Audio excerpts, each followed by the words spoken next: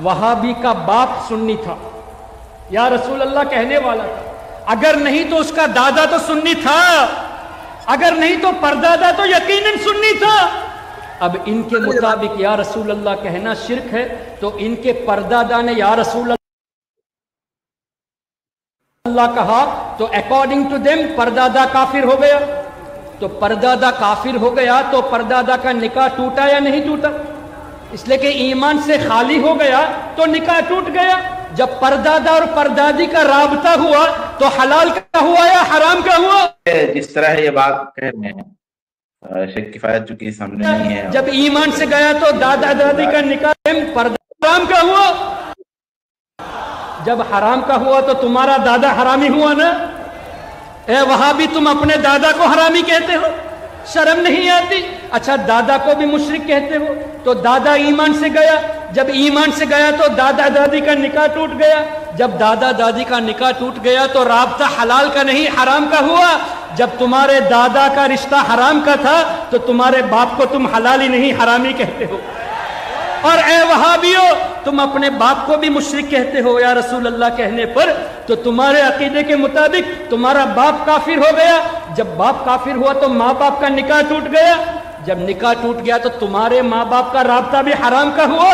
अपने माँ बाप का रिश्ता तोड़कर तुम अपने को हरामी साबित करते हो।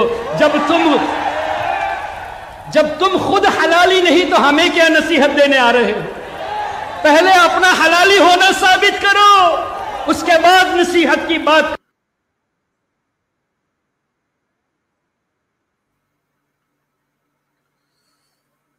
अस्सलाम वालेकुम रहमतुल्लाहि व बरकातुहू। अल्हम्दुलिल्लाहि रब्बिल आलमीन वस्सलातु वस्सलामु अला रसूलिल अमीन व अला आलिहि व सहबिहि अजमईन, अम्मा बाद। देखिए, सबसे पहली बात यह है कि इन्होंने खुद से अपनी तरफ से ये फतवा दे डाला कि हम लोग इनको जो है, अब वो लफ्ज़ दोहराते हुए भी अच्छा नहीं लगता है, कि हरामी कहते हैं। अहले हदीस देखिए तकफीर नहीं करते हैं। बरेलवी हजरात की या देवबंदी हजरात की या जो भी मुखालिफ फिरके हैं, तकफीर नहीं कहते, उनको काफिर नहीं कहते। कहीं भी आपने नहीं सुना होगा कि अहले हदीस ने, किसी ने जज्बात में इक्का दुक्का कह दिया हो तो अलग बात है, लेकिन जमाते अहले हदीस उसूली तौर पर और मजमूई तौर पर दूसरों की तकफीर नहीं करती, यानी बरेलियों को काफिर नहीं कहते। ये बुनियादी नुक्ता ज़हन में रखें। ये हम पर इल्जाम लगा रहे हैं कि हम जो है हरामी बोले अहले हदीसों को, किसी के दादा वगैरह कुछ कन्वर्ट हो गए तो। लेकिन सवाल ये है कि ये तब इल्जामी जवाब देते हैं ना जब हमने इनको हरामी कहा होता। तो क्या किसी अहले हदीस ने बरेलियों को हरामी कहा? अहले हदीस ये कह सकता है कि भाई बरेलवी शिर्क करते हैं, कुफ्र करते हैं, ये कह सकता है। लेकिन किसी ने किसी बरेलवी को या सारे बरेलवियों को ये कहा कि हरामी है, हराम की औलाद है।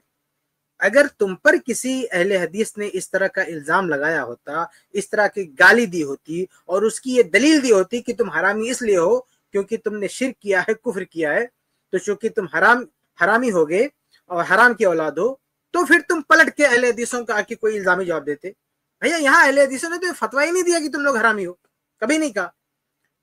तो जब अहले हदीस ने कोई फतवा ही नहीं दिया, तकफीर की ही नहीं है, तो कैसे हरामी बोलेंगे? ना तुम्हें हरामी बोल रहे हैं और ना कोई अगर बरेलवी कन्वर्ट हो गया अहले हदीस हो जाए या उसका बाप अहले हदीस हो गया हो या वो अहले हदीस ना हुआ हो, तो कोई भी अहले हदीस आलिम जो है तकफीर नहीं कहता बरेलवी की, चाहे वो बरेलवी इनके ग्रुप का हो, चाहे वो बरेलवी किसी अहले हदीस का रिश्तेदार ही क्यों ना हो, वो तकफीर नहीं कहते। और जब काफिर नहीं कहते हैं तो फिर इस हराम और इस तरह की गाली गलूज और इस तरह की बात कहने का कोई मतलब नहीं बना। तो ये बुनियादी तौर पर मौक़िफ़ समझ ले कि अहले हदीस का मौक़िफ़ क्या है। ये अपने ऊपर इन्होंने अहले हदीसों को क़यास कर लिया ना। ये क्या करते हैं, ये जरा सी बात पे काफिर कह देते हैं। और काफिर सिर्फ काफिर नहीं कहते, काफिर कहने के साथ निकाह भी तोड़ देते हैं। यहाँ तक कि कहते हैं कि किसी ने वहाबी से मुसाफा कर लिया तो भी काफिर हो गया, उसका निकाह टूट गया, कहते उसका निकाह टूट गया। तो इन्होंने अपने ऊपर अहले हदीसों को भी क़यास कर लिया। जिस तरह से ये कुफ्र के फतवे बांटते हैं, तकफीर के गोले चलाते हैं, सबको काफिर कहते हैं, तो इनके यहाँ यानी इनकी नजर में काफिर हुआ, निकाह टूट गया, सलाम किया, काफिर हुआ, निकाह टूट गया, तो ये समझते हैं कि हमारी तरह इस तरह की बेवकूफी वाले फतवे ये लोग भी देते होंगे। हालांकि अहले हदीसों के यहाँ ऐसा बिल्कुल भी नहीं है। अहले हदीस तकफीर नहीं करते हैं, اور جب تکفیر نہیں کرتے ہیں تو اس طرح کی کوئی بات آ ہی نہیں سکتی. الٹا بات ان پر جاتی ہے, یہ بات ان پر جاتی ہے, چونکہ یہ لوگ تکفیر کرتے رہتے ہیں, یہ لوگ کافر قرار دیتے رہتے ہیں, تو ان کے یہاں بھی تو مسئلہ ہوتا ہے. یعنی کوئی دیوبندی, جس کو یہ لوگ دیوبندی بولتے ہیں, ان کو بھی کافر بولتے ہیں. تو کوئی دیوبندی بریلوی ہوتا ہے, بہت سارے دیوبندی ہیں جو بریلوی ہو جاتے ہیں. اہل حدیث تو مجھے نہیں پتا کوئی اہل حدیث بریلوی ہو, یہ تو شاید ان کا خواب کبھی پورا نہ ہو, اہل حدیث بریلوی ہوتا. لیکن یہ جو بہت سارے جاہل ہوتے ہیں اور بہت سارے دیوبندی گھرانے سے ہوتے ہیں, لیکن وہ یہ لوگ ان کو بریلوی بنا لیتے ہیں.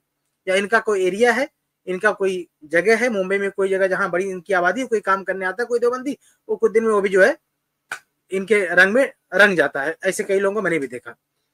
تو کیا یہاں پہ تم خود کو, یعنی جو بریلوی بن چکا اس کو حرامی بولتے ہو؟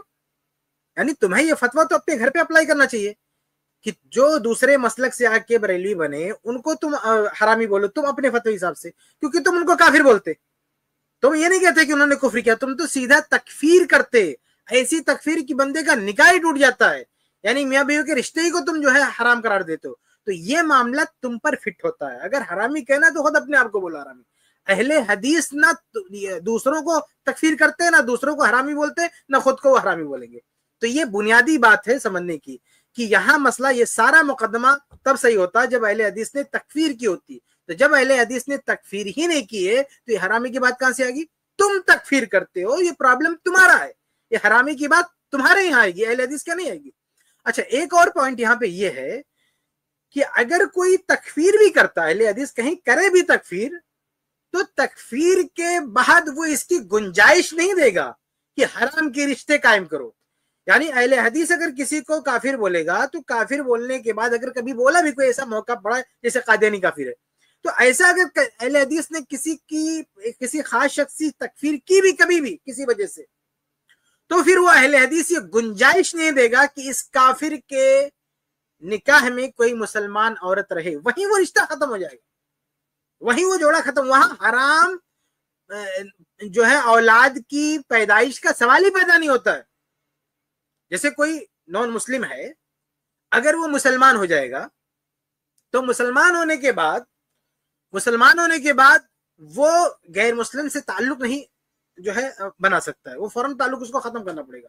تو اس کے بعد اگر وہ نئے سرے سے شادی کرے گا تو اس کی اولاد کو حرام نہیں بولیں گے. وہ تو جب غیر مسلم تھا تو اس کا معاملہ الگ ہے, لیکن مسلمان ہونے کے بعد وہ اس کو یہی تاکید کی جائے گی, یہی بتایا جائے گا کہ نئے سرے سے تم شادی کرو, مسلمان سے شادی کرو. تم مسلمان ہو گئے, کفر سے تم نکل گئے, تو اب ایسی عورت کے ساتھ تم رشتہ نہیں بنا سکتے, اس کو نکاح میں نہیں رہ سکتے جو مسلمان نہ ہو. تو اگر اہل حدیث نے ضرورت پڑی کسی کی تکفیر کیا بھی کبھی, جیسے قادیانی کیوں کافر کا, ایسے کسی اور کوئی اور ایسا بندہ کھڑا ہوا اور اس پر حجت قائم کی گئی, اس کی تکفیر کی گئی, تو پھر تکفیر کرنے کے بعد, اس کو کافر کرانے کے بعد اس سے حرام اولاد کی پیداوار, اس کے ساتھ کسی مسلمان عورت کو تھوڑی رکھیں گے, اس کو کافر کہیں گے. تو یہ بھی کہیں گے اس کے ساتھ کوئی مسلمان عورت نہیں رہ سکتی. تو اہل حدیث کیا یہ نوبت آنے والی ہی نہیں ہے. اہل حدیث شادی بیاہ کی گنجائش, یعنی ازدواجی تعلقات کی گنجائش تبھی دیں گے جب تکفیر نہیں ہے, جب کافر نہیں مانتے ہیں. اور جب کافر کہہ دیں گے تو وہاں ایک ساتھ رہنے کی گنجائش ہی نہیں دیں گے. اس لیے وہاں یہ نوبت نہیں آ سکتی ہے کہ اہل حدیث یہ کہیں کہ تم حرامی ہو, فلاں حرامی ہے, ایسی کوئی بات نہیں. اچھا, ایک اور چیز ہے کہ انہوں نے جو یہ کہا کہ یہ جو خوش فہمی ہے ان کی نا, کہ پہلے کوئی نہ کوئی جو ہے بریلوی رہا ہوگا, ایسے ہی نا جیسے ہندو لوگ کہتے ہیں کہ پہلے کوئی نہ کوئی ہندو رہا ہوگا, تم سب کیا ہے دھرم پریورتن ہوا تمہارا, تم سب پہلے کے پہلے ہندو تھے. تو ایسا ضروری نہیں ہے. ایسا ہو سکتا ہے بھائی کوئی ہندو رہا ہو, کوئی کچھ رہا ہو, لیکن ایسا ضروری نہیں ہے. اللہ کے نبی صلی اللہ علیہ وسلم کے بعد صحابہ کا جو دور ہے, اس دور ہی سے صحابہ کرام یہاں پہ موجود ہیں, اس دور سے مسلمان موجود ہیں. تو ایسا نہیں ہے کہ پہلے سب کے سب جو ہے یہ بریلوی تھے, بریلوی دیوبندی, یہ سب بات کے. سب سے پہلے اگر کوئی تھا تو اہل حدیث تھا. ہندوستان میں سب سے پہلے اگر کوئی تھا تو اہل حدیث تھا. آپ اوپر جاؤ گے, بہت اوپر اٹھو گے, تو ایسا نہیں ہے کہ وہاں سب دیوبندی بریلوی بھرے پڑے ہیں. ایک دم سب سے پہلے ہندوستان میں جن مسلمانوں کے قدم پڑے وہ اہل حدیث تھے, صحابہ کرام تھے, تابعین تھے. اس میں کوئی حنفی, دیوبندی, بریلوی اس طرح کے عقیدے والے لوگ نہیں تھے. تو خلاصہ یہ ہے کہ انہوں نے جو بات کہی ہے وہ بات تب صادق آتی جب ہم کسی کی تکفیر کرتے, تو ہم تکفیر نہیں کرتے. اور ساتھ میں ایک مسئلہ یہ بھی واضح کر دیں کہ اگر کوئی میاں بیوی دونوں جو ہے नॉन मुस्लिम हो, यानी अपने मजहब पर हो, मुसलमान भी ना हो, और अगर दोनों जो है इस्लाम कबूल करते हैं तो अल्लाह के नबी सल्लल्लाहु अलैहि वसल्लम की हदीस है, अब मैंने तलाक वाली किताब में उसका हवाला दिया है, कि उसकी रोशनी में उनके निकाह को बाकी रखा जाता है। अगर एक साथ जोड़ा इस्लाम कबूल कर लेता है तो भी उस ये नहीं कहते फिर से निकाह करो, ऐसा नहीं कि फिर से निकाह करो, फिर से शादी करो, बल्कि उसको काफी माना जाता है। और अगर उनकी औलाद भी सब साथ में कबूल करते हैं, तो इस्लाम कबूल करते हैं, तो उनके निकाह को भी एक्सेप्ट कर लिया जाता है, उनकी औलाद को भी जायज माना जाता है, और उनमें से कहीं भी हलाल और हराम का फतवा पर नहीं दिया जाता है। तो ऐसे ही अगर कोई बरेलवी है, हम तो पहली बात तकफीर करते नहीं, लेकिन उसके बावजूद भी जो शख्स बरेलवी से कन्वर्ट होकर अहले हदीस बनता है, आम तो ऐसा नहीं है कि वो आदमी अहले हदीस हो गया तो सिर्फ वही अहले हदीस है। अरे भाई, बीवी आदमी की ताबे होती है, और जब अहले हदीस होता है तो सबसे पहले वो अपने घर वालों पे मेहनत करता है। अहले हदीस ऐसा नहीं है कि वो लोटा और डंडा उठा के कुछ सीख गया तो बाहर निकल जाए तबलीग करने के लिए, चलो पूरी दुनिया को सिखाते हैं और घर वाले पड़े रहे। अहले हदीस, कोई बंदा अहले हदीस होता है, सुधरता है, तो वो सबसे पहले अपने घर वालों को सुधारता है। उसको ये ताकीद की जाती है कि भाई अपने घर वालों की इस्लाह करो। वो अपने माँ बाप पे तबलीग करता है, वो अपने बच्चों पे तबलीग करता है, उसकी बीवी है तो उस पे तबलीग करता है। तो आम तौर से ये होता है कि अगर कोई अहले हदीस होता है तो अहले हदीस होने के साथ साथ वो अपने अहले खाना को भी अहले हदीस बना देता है, अपने बच्चों को भी अहले हदीस बना देता है। बल्कि अहले हदीस के अंदर तो वो ताकत है कि एक अहले हदीस पूरे गांव को अहले हदीस बना देता है। वो बिटिया जहाँ के रईसुल आरा नदवी रहमहुल्लाह थे, जो जामिया सल्फिया बनारस में शेखुल हदीस थे, वो इलाका पूरा का पूरा बरेलियों का इलाका था, पूरा गांव, पूरा आसपास के सारे गांव, वो अकेले एक शख्स अहले हदीस हुए, उन्होंने पूरे गांव को अहले हदीस बना दिया, पूरे गांव अहले हदीस हो गए। तो ये बरकत होती है अहले हदीस की दावत में। तो जब कोई अहले हदीस होता है तो ऐसा नहीं कि वो काफिर, पहली बात तो तकफीर नहीं करते, लेकिन उसके बावजूद भी उस अपनी बीवी को उस मसलक में बाकी भी नहीं रखता है, बरेलियत में बाकी भी नहीं रखता वो। तो इसलिए जब अहले हदीस हो गया तो वो उसकी बीवी भी अहले हदीस आती है। तो यहाँ ऐसा कोई मसला नहीं है। और अगर वो अहले हदीस ना भी हो, अगर शौहर अहले हदीस हो गया, बीवी बरेलवी है, अपने मसलक पर भी है, तो भी अहले हदीस तकफीर नहीं करते। अहले हदीस ये नहीं कहते हैं काफिर है। ऐसे ही अगर किसी का बाप बरेलवी है, किसी का बाप बरेलवी है और बेटा अहले हदीस हो गया, तो हम ये नहीं कहते हैं कि ये बेटा जो है अभी काफिर है, काफिर से कोई रिश्ता नहीं रह सकता है। इसीलिए इस स्ट्रीम में मैंने कई बार कहा है कि बरेलवी बाप से उसका बेटा अगर अहले हदीस हो गया तो अहले हदीस होने के बाद भी विरासत उसको मिलेगी, विरासत क्लेम करेगा, वो विरासत लेगा। ऐसा नहीं है कि विरासत नहीं छोड़ देगा। अगर हम काफिर बोलते ना तो हम क्या बोलते, हम कहते हैं कि ला यरिसुल मुस्लिमुल काफिरा वलल काफिरुल मुस्लिमा। ये सही मुस्लिम की हदीस है कि मुसलमान काफिर का वारिस नहीं होगा और काफिर मुसलमान का वारिस नहीं होगा, माल में विरासत नहीं पा सकता है। तो अगर हम तकफीर करते ना तो हम ये भी तो बोलते कि भाई वो बरेलवी बाप है, काफिर है, उसके माल में हिस्सा मत लो। क्या किसी अहले हदीस ने आज तक क्या फतवा दिया कि अगर कोई शख्स बरेलवी बाप का बेटा है तो अपने बाप में विरासत नहीं पा सकता? कोई अहले हदीस ऐसा नहीं बोलता। या उसका जनाजा नहीं पढ़ सकता, ऐसा कोई नहीं बोलता। तो अहले हदीस तकफीर नहीं करते हैं। तो जिस तरह से अहले हदीस कहते हैं कि किसी का बरेलवी बाप हो, वो मर गया तो उसकी विरासत में इसका हिस्सा है, ये माल में हिस्सा अपना लेगा, ऐसे ही वो गर्चे बरेलवी है, लेकिन चूंकि हमने उसकी तकफीर नहीं की है, हमने उसे काफिर नहीं कहा है, इसलिए हम उसके रिश्ते को हम हराम भी नहीं बोलते हैं, चाहे वो बरेलवी किसी भी दर्जे का शिर्क किया हो, कुफ्र किया हो। लेकिन अगर तकफीर का फतवा नहीं लगा उस पर, क्योंकि देखिए ये एक अलग मौजू हो जाएगा, मैं उस मौजू में नहीं जाऊंगा कि तकफीर के मवाने होते हैं। यानी कभी कोई बंदा कुफरिया कलमा कह देता है या शिरकिया कलमा कह देता है, इसके बावजूद भी उसे काफिर नहीं डिक्लेयर किया जाता है, उसे काफिर नहीं कहा जाता है। उसकी बहुत सारी वजूहात होती हैं। यानी एक बंदा ने कुफ्र किया, इसका मतलब नहीं काफिर हो गया। शिर्क किया, इसका मतलब नहीं कि वो जो है मुशरिक हो गया। शिर्क और कुफ्र करने के बाद भी कुछ वजूहात ऐसी होती है कि हम उस पर कुफ्र का फतवा नहीं लगाते, उसे काफिर नहीं करते, उसे दायरे इस्लाम से खारिज नहीं करार देते। उसी में से बहुत सारी चीजें, कभी जिहालत का मसला रहता है, कभी जबर का मसला रहता है, कभी किसी और उज्र की बिना पर रहता है। ऐसे बहुत सारे असबाब होते हैं जिसकी बिना पर हम तकफीर नहीं करते। और जब तक हम किसी की तकफीर नहीं करते हैं तब तक उस पर काफिरों का कोई हुक्म नहीं लगाते, चाहे ये बच्चों की पैदाइश का मसला हो, शादी ब्याह का मसला हो, या विरासत का मसला हो, या ज़बीहा का मसला हो। ज़बीहा देखिए, कोई बरेलवी यहाँ पे मुर्गा बेचता है ना, मुर्गा बकरा काटता है, तो क्या किसी अहले हदीस ने फतवा दिया वहां से आप बकरे नहीं ला सकते हो, वहां से आप मुर्गा चिकन नहीं ला सकते हो, क्योंकि वो तो गैर मुस्लिम का ज़बीहा, नॉन मुस्लिम हो गया, काफिर हो गया, काफिर का ज़बीहा حلال نہیں, ہم نہیں کھا سکتے. کافر نے ذبح کیا ہو, اہل کتاب کے علاوہ کسی نے کافر نے ذبح کیا ہو تو اس کا ہم نہیں کھا سکتے, ایسا کسی نے فتویٰ نہیں دیا. تو یہ بات اچھی طرح سے یاد رکھیں کہ اہل الحدیث بریلوی حضرات کی تکفیر نہیں کرتے اور کافروں کے احکام ان پر منطبق نہیں کرتے ہیں, چاہے وہ وراثت کا مسئلہ ہو, چاہے وہ ذبیحے کا مسئلہ ہو, چاہے وہ کوئی بھی مسئلہ ہو, چاہے یہ پھر شادی بیاہ کا مسئلہ ہو, یہ اہل حدیث میں تکفیر نہیں کرتے. تو اصل بنیادی بات یہ ہے کہ چونکہ تکفیر نہیں کرتے اس لیے اہل حدیث ان کو حرامی نہیں بولتے ہیں. اور اگر آپ دیکھیں اگر کوئی بریلوی ہو اور اس کی عورت بھی بریلوی ہو تو آپ بتائیے اگر کوئی ہندو ہو آدمی اور عورت بھی ہندو ہو, وہ دونوں مسلمان ہو جائیں تو بھی ہم وہاں حرامی وغیرہ کی بات نہیں کرتے. بھائی وہ تو اسلام میں باقاعدہ اصول ہے کہ ان کی شادی کو باقی رکھا جاتا ہے. تو اگر کوئی بریلوی ہے تو اس انداز سے بھی سوچے نا کہ آدمی بریلوی بیوی بریلوی, اگر وہ دونوں مسلمان ہو جاتے ہیں, وہ دونوں اہل الحدیث ہو جاتے ہیں, تو چونکہ ہم ان کی تکفیر نہیں کرتے تو یہاں بھی کوئی مسئلہ ہونے والا نہیں. یہ سارے مسائل ان کے یہاں پھنسیں گے, اہل الحدیث کا نہیں.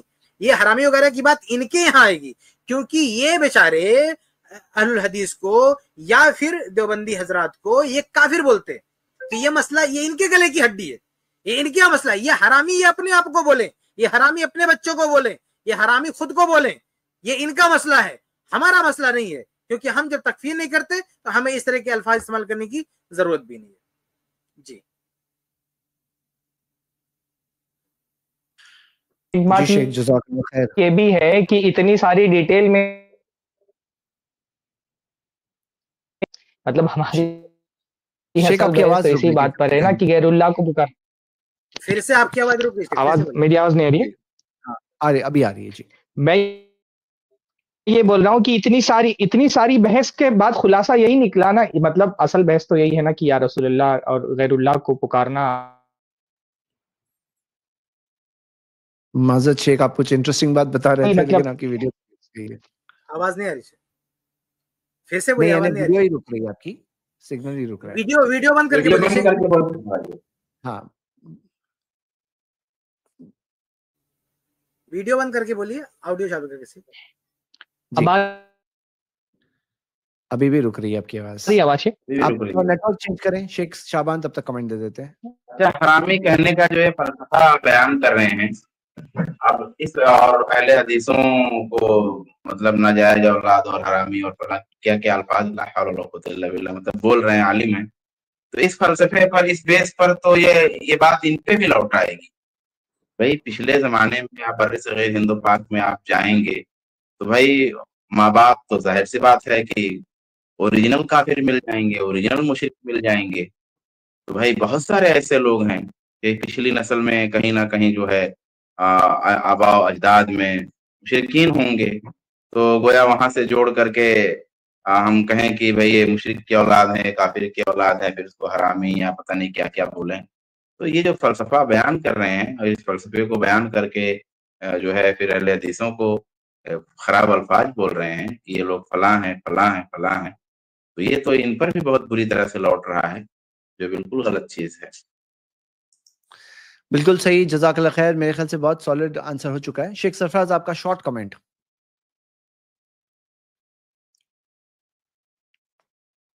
چلے انشاءاللہ بعد میں شیخ کا کمنٹ لے لیں گے جب وہ بیٹر نیٹ ورک میں ہو. اچھا آ گئے شیخ, آواز آ رہی ہے زد میں میری؟ جی ہاں آ رہی ہے. اچھا نہیں, میں یہ بول رہا تھا کہ اس قسم کی باتیں جب چھیڑی جاتی ہیں نا تو مقصد ہوتا ہے جو اصلی بحث ہے اس سے لوگوں کا دماغ پھیرنا. تو یہ ساری بحثوں کو ایک طرف رکھ دیں تو اگر سب ان کا دعویٰ صحیح بھی مان لیا جائے, جتنا بھی انہوں نے بات کہی کو صحیح بھی مان لیا جائے, تو بھی اس سے یہ کہاں ثابت ہوتا ہے کہ اللہ کے علاوہ غیر اللہ کو پکارنا شرک نہیں ہے. بھائی اس کی بات یہ صحیح بھی ہو اور اس کے سارے دعوے صحیح ہو جائے تب بھی ہم یہی کہیں گے کہ آپ کی ساری باتیں صحیح ہیں, اس کے باوجود اللہ کے علاوہ کسی اور کو پکارنا مدد کے لیے یہ شرک ہے. اگر یہ باتیں صحیح ہو جائیں تو بھی, اگر یہ ہم کو گالی دے رہے ہیں, تمہاری گالی اگر ہمارے لیے ثابت بھی ہو جائے تو ٹھیک ہے, تمہاری گالی ہمارے لیے ثابت ہے, اس کے باوجود اللہ کے علاوہ غیر اللہ کو پکارنا شرک ہے. تم ہم کو گالی دے دو اور ہم تسلیم کر لیتے ہیں, تم ہم کو حرامی کہہ رہے ہو, ہم یہ کہیں کہ اگر تمہاری یہ بات صحیح بھی ہو تو بھی غیر اللہ کو پکارنا شرک ہے, اللہ کے علاوہ کسی سے اور سے مدد مانگنا شرک ہے.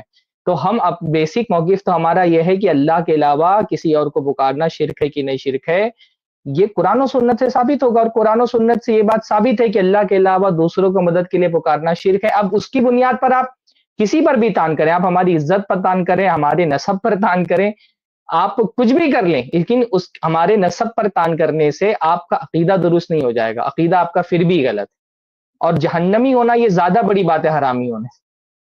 غیر اللہ کو پکارنے والا جہنم میں جائے گا، تو جہنمی ہونا، بدعتی ہونا، مشرک ہونا یہ زیادہ بڑی گندی گالی ہے جو حرامی گالی دے رہے ہیں بار بار، اس سے بڑی گالی ہے بدعتی اور جہنم۔ تو یہ ساری اتنی محنت کوشش کر لیں تو بھی ہم آخر میں تو یہی کہیں گے کہ اللہ کے علاوہ کسی اور کو بھی مدد کے لیے پکارنا، اس سے دعائیں کرنا یہ شرک ہے۔ بارک اللہ فیکم۔